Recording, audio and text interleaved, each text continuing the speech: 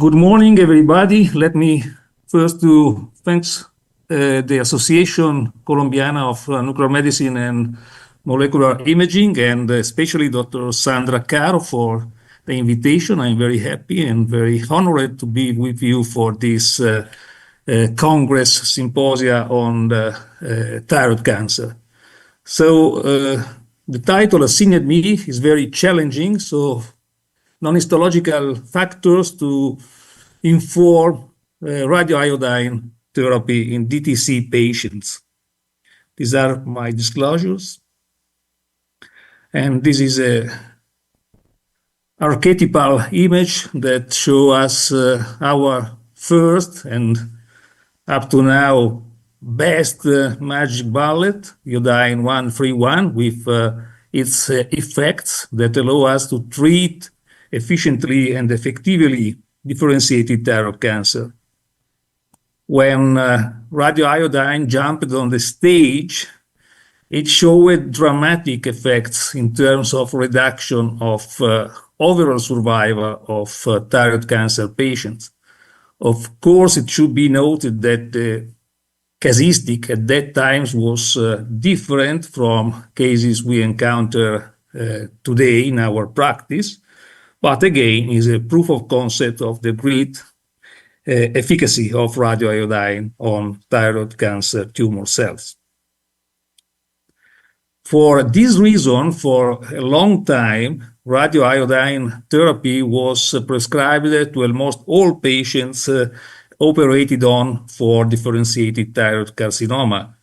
What I'm showing you is guidelines of ENM 2008, and you can see that with the exception of micropapillary carcinoma without additional histological risk factors, remaining patients were systematically treated with radioiodine. So our procedure, I started to work in the field in 1992, and so in that time, we operated with systematic radioiodine therapy after thyroidectomy, with activities ranging between 3 and 3.7 gigabecquerels.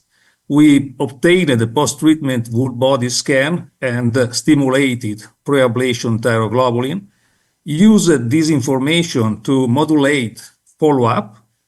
We assessed the response after 6-12 months, and then adapted further the follow-up and the dose of thyroxine basing on this response assessment.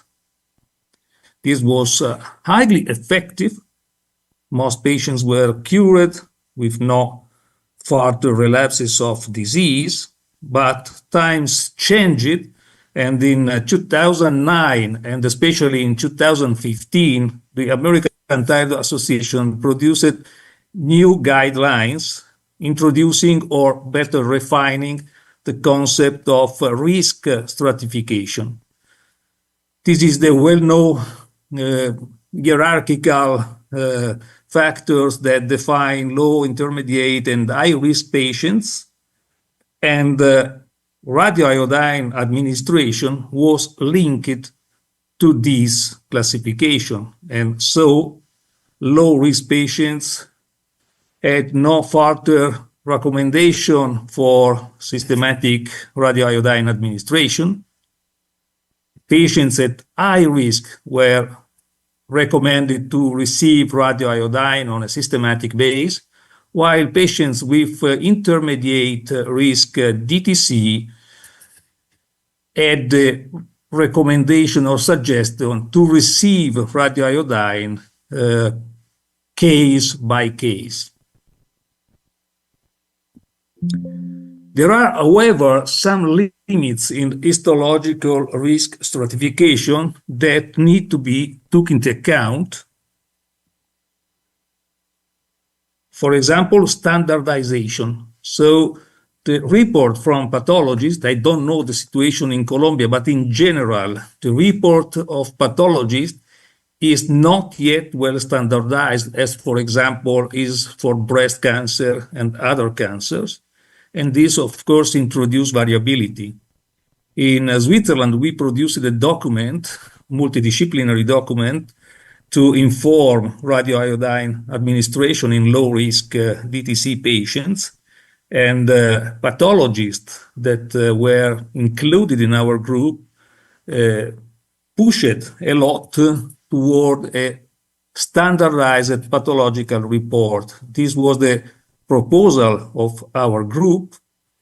You can see systematic, of course, TNM stage, histological type, size of tumor, extrathyroidal extension, completeness of resection, multifocality, tall cell variant, and especially the percentage of such cells when present, invasion in blood vessels and lymphatic vessels, separating these two entities, as I received many reports with lymphovascular invasion, and this term is not so precise as we need. And additionally, a deep description of lymph node metastases and their size. As the result, currently Switzerland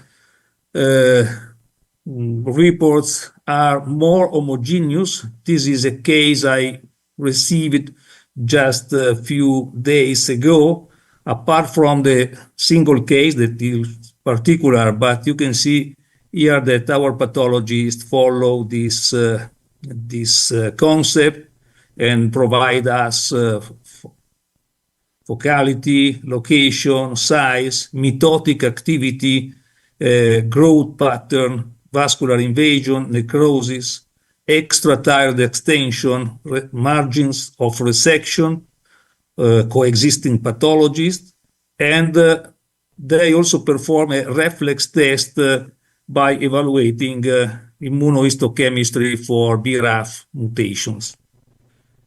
This allows us to have more information, especially standardized information for all patients.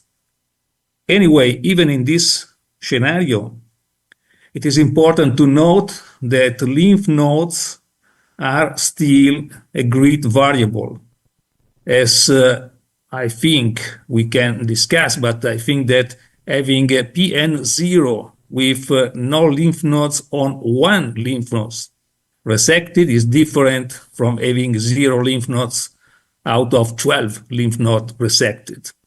And this is the same when lymph nodes are positive. 1 on 1 is not so informative as 1 on 25.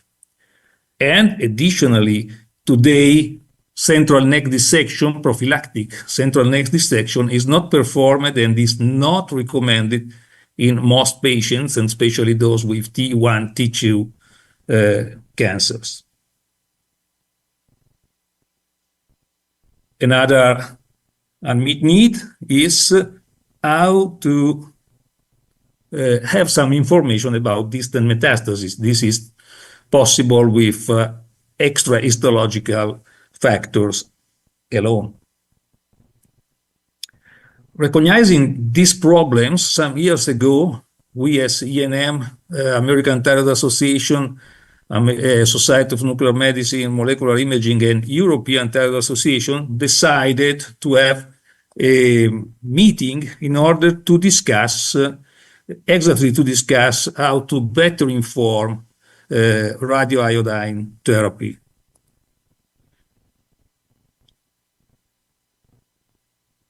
So how to go beyond histological risk stratification that remain pivotal, of course, but is not sufficient to properly decide about postoperative management of our patients.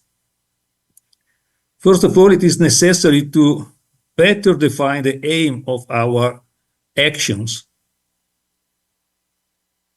We can decide to perform a simple remnant ablation. This is not a therapeutic action stricto sensu, as it is aimed to destroy normal thyroid remnant in patients at low or very low risk, but with, for example, detectable thyroglobulin in order to facilitate further follow-up. So any adjuvant or curative activity can be expected by this type of treatments. If we have more probability to have persistent residual disease or high risk of recurrences, we will perform an adjuvant treatment. This, of course, will destroy the remnant too, but also improve disease-free period, DSS, to decrease recurrences, to improve PFS. Of course, adjuvant therapy is not aimed to cure structural disease, but many times we discover structural disease after radioiodine administration, and this is a critical point to discuss. And finally, we can perform a curative therapy. That means administration of radioiodine with different activities and maybe preparation modalities in patients with structural KNOW disease. And this concept was shared by all societies. And you can see here differences in suggestion from different scientific societies. Most don't use perioperative variables to inform radioiodine. Others use some variables I'll discuss in the second part of my lecture. So if we want to treat patients with specific aims, we need to select such patients. And the first point is to detect or exclude such patients with structural disease. This is even more relevant than histological classification, as a patient with distant metastasis, independently from the histological risk classification, need a curative treatment. And only patients with no evidence of persistent disease will be treated by active surveillance, ablation, or adjuvant therapy.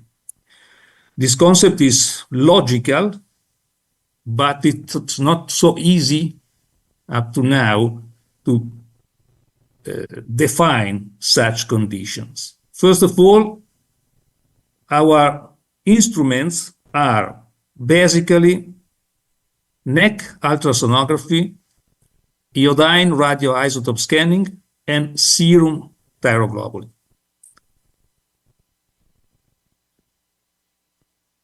Ultrasound is pivotal in our daily activity to detect and characterize nodules, to evaluate lymph nodes before surgery. And for this reason, in my practice, the role of postoperative ultrasound is not so relevant, providing pre-surgical ultrasonography is performed in our setting, so a specialized setting. So it's very difficult to find lymph nodes that were not found before surgery. But it may happen, and we do neck ultrasound in such cases. However, some limitations exist. For example, lesions in the thyroid bed are not so easy to differentiate. You can have some nodules, some distortions in the thyroid bed that are almost the same you can see in local relapses. And in these cases, even a fine needle aspiration with thyroglobulin measurement on washout is not informative.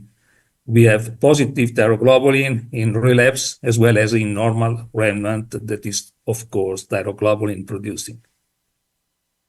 Much better the situation concerning lymph nodes, as there are specific characteristics, and we are pretty accurate in distinguishing reactive lymph nodes from metastatic ones, with some exceptions that relate to inflammatory diseases, but in general, the clinical evaluation aid a lot in such cases. We can use radioiodine full body scan. This is a highly debated issue. In general, in Europe, we don't use so much radioiodine scanning, postoperative and preablation. That means low iodine 131 activities or iodine 123. In some cases, some groups use 124 iodine PET-CT, but this is out of general recommendation, as it is not easily available, expensive, and there are still some discussion about its use.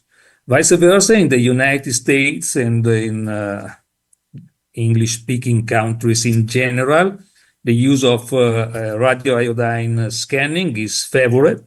In such cases, a low-activity full-body scan with iodine 131 is generally performed, and it is able to detect thyroid remnants, lymph nodes metastases, discriminate these entities, and of course also detect some distant metastases. The problem is the suboptimal sensitivity. So it is difficult to refrain from therapy basing on full body scan. This is the reason of debate we can discuss, but in general, it is not favored in many centers in Europe. For this reason, we proceed directly with therapy and obtain post-treatment full body scan and PET-CT. Thyroglobulin is probably the most feasible, cheap variables, and already showed a role in informing radioiodine therapy. This is a study from Southern Korea, where a cutoff of stimulated thyroglobulin at 1.0 nanogram milliliters showed a sensitivity at 10%. That means very high negative predictive value. In this setting, having this low thyroglobulin level allowed to refrain from radioiodine in low-risk DTC patients. However, if you use thyroglobulin to avoid radioiodine therapy, the problem of deciding about the type of treatment you need remain, as among patients with thyroglobulin levels more than 1, you will find patients with just remnant, patients with no evident disease, so candidates for adjuvant, and patients with persistent structural disease. So it's possible to use thyroglobulin to select, to detect those patients with structural disease. Our group worked on that, and we combined histopathological classification with thyroglobulin levels obtained after surgery. And you can see here the final results. So among all histological variables, only lymph node status remained. And in patients with positive lymph nodes and thyroglobulin levels more than 23.3, the risk of having structural disease, that means lymph node metastasis or distant metastasis, was 83%, so quite high. In such patients, there is no reason to perform something less than a curative therapy. In patients with the same lymph node status but lower thyroglobulin levels, this risk dropped to 22%. Among patients with no lymph node metastasis, and this group also included NX patients, the thyroglobulin was highly accurate in discriminating patient with and without metastasis, with two-step subdivision. So those patients with thyroglobulin more than 35 showed a 56.3% risk of having metastasis, so much more than the group with lower thyroglobulin in patients with positive lymph nodes. And even in patients with thyroglobulin less than 35, a difference in terms of 3 times emerged between patients with thyroglobulin below 7.1 and those with higher concentration. That means from 7.1 to 35. So, of course, this is a model developed in a multicentric European large series, but of course, it is not possible to use this algorithm one-to-one in other centers for many different reasons. The first one is that thyroglobulin is a large glycoprotein, 660 kilodaltons, and is variably iodinated and glycosylated. And antibodies that are used in assay for thyroglobulin are different between different platforms.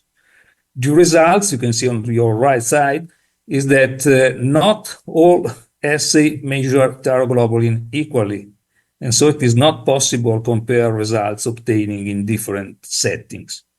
And this is also relevant for the follow-up, but is especially relevant if you decide to use thyroglobulin to inform your therapeutic actions. You can see here there are some assays that measure it twofold compared to other. So you need to know your assay to adapt your cutoff to your setting. And in fact, we produced an expert consensus 2 years ago about thyroglobulin and recommended to use always the same laboratory and the same assay. All patients need to be rebaselined if a change in assay is unavoidable. Technical limits, that the limit of quantification or functional sensitivity are technical parameters, but clinical cutoffs and especially clinical decision limit must be evaluated in the local patients' population. So concerning the use of thyroglobulin and ultrasound, there is a shared consensus between different societies.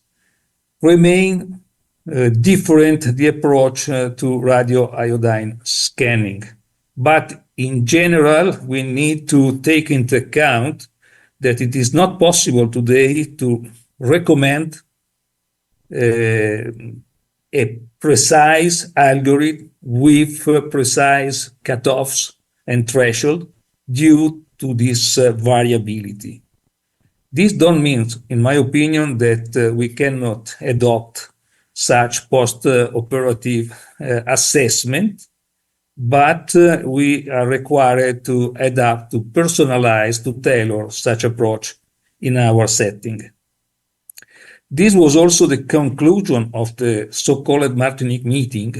So we all shared the idea that post-operative evaluation is pivotal, that it should be based on ultrasound, thyroglobulin, and probably in more selected cases, radioiodine scintigraphy, that this post-operative assessment need to be combined with different factors that also refer to patient preferences, to local availabilities, to the possibility to have a follow-up, and especially to the so-called local factors.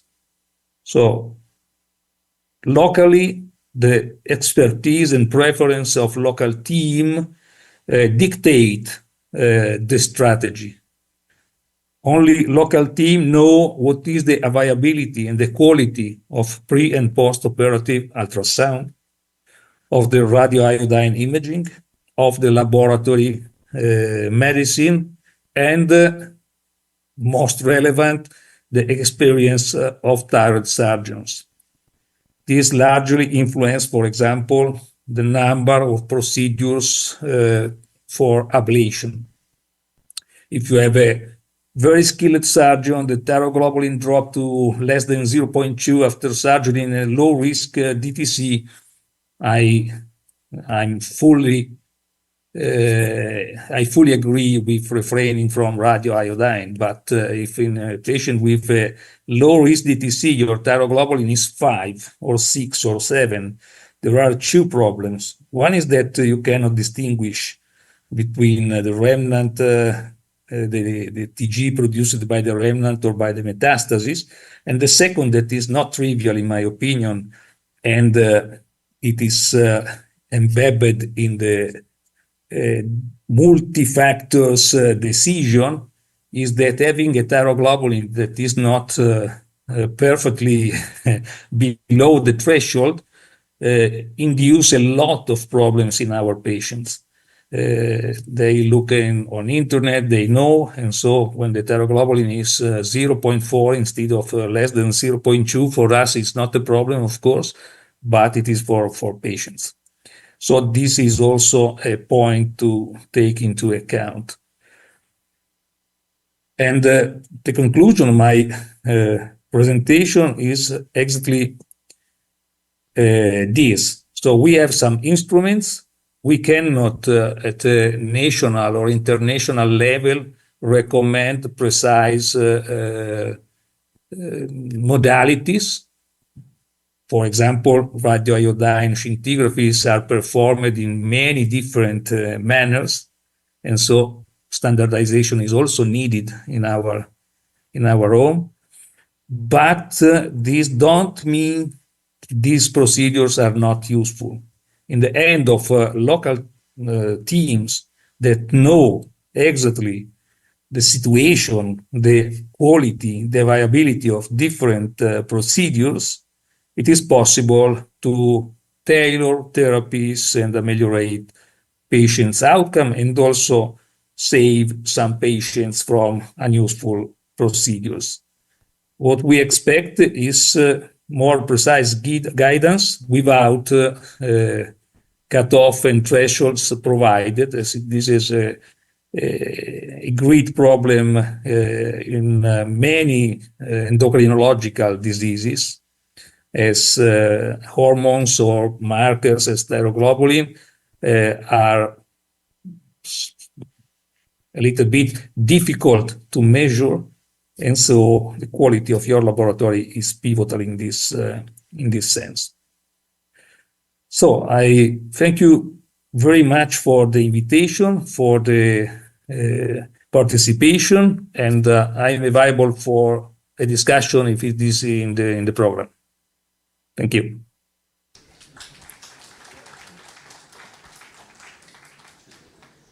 Thank you, Dr. Giovanella.